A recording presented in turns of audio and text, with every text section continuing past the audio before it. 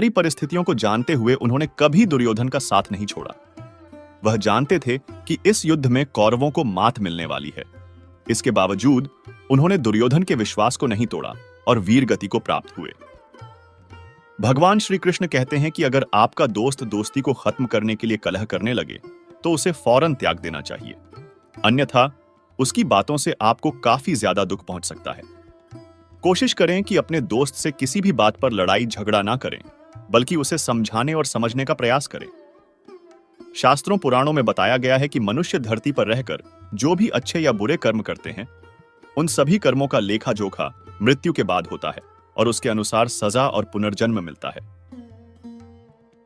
ईश्वर की दृष्टि में जो अच्छे कर्म यानी आपके काम होते हैं उसे पुण्य कहा जाता है, और जो बुरे कर्म होते हैं उन्हें पाप कहा जाता है। गरुड़ पुराण में उल्लेख मिलता है कि मनुष्य धरती पर जो कुछ भी पाप करता है उन सभी पापों की अलग अलग सजा बारी बारी से मिलती है।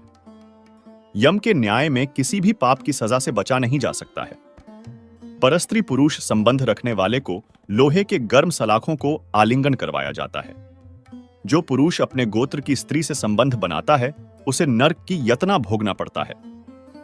कुंवारी अथवा अल्पायु कन्या से संबंध बनाने वाले को नरक की घोर यातना सहने के बाद अजगर योनि में आकर जन्म लेना पड़ता है। जो व्यक्ति काम भावना से पीड़ित होकर गुरु की पत्नी का मान भंग करता है, ऐसा व्यक्ति वर्षों तक नरक की यातना सहने के बाद गिरगिट की योनि में जन्म लेता है। मित्र के साथ विश्वासघात करके उसके पत्नी से संबंध बनाने वाले को यमराज गद्धा की योनि में जन्म देते हैं। लेकिन व्यभिचार और धोखा देने से भी बड़ा एक पाप है जिसकी सजा कठोर है।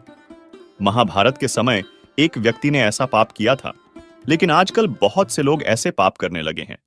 जानिए वह पाप क्या है और इसकी सजा क्या है। भगवान श्री कृष्ण ने दृष्टि में जो सबसे बड़ा पाप है वह है भ्रूण हत्या। महाभारत युद्ध समाप्त होने के बाद जब द्रोणाचार्य के पुत्र अश्वत्थामा ने उत्तरा के गर्भ में पल रहे बालक परीक्षित पर ब्रह्मास्त्र का प्रयोग करके उसकी हत्या कर दी, तब भगवान श्री कृष्ण सबसे अधिक क्रोधित हुए थे। श्री कृष्ण ने उस समय ही यह घोषणा कर दी थी कि अश्वत्थामा का पाप सबसे बड़ा पाप है, क्योंकि उसने एक अजन्मे बालक की हत्या की थी। श्री कृष्ण ने इस पाप की सजा स्वयं अश्वत्थामा को दी थी।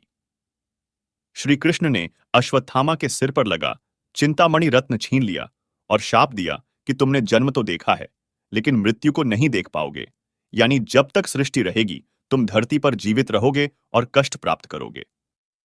भ्रूण की हत्या करने वाले के लिए सबसे कठोर सजा निर्धारित है और ऐसे व्यक्ति को कई युगों तक इस सजा का दंड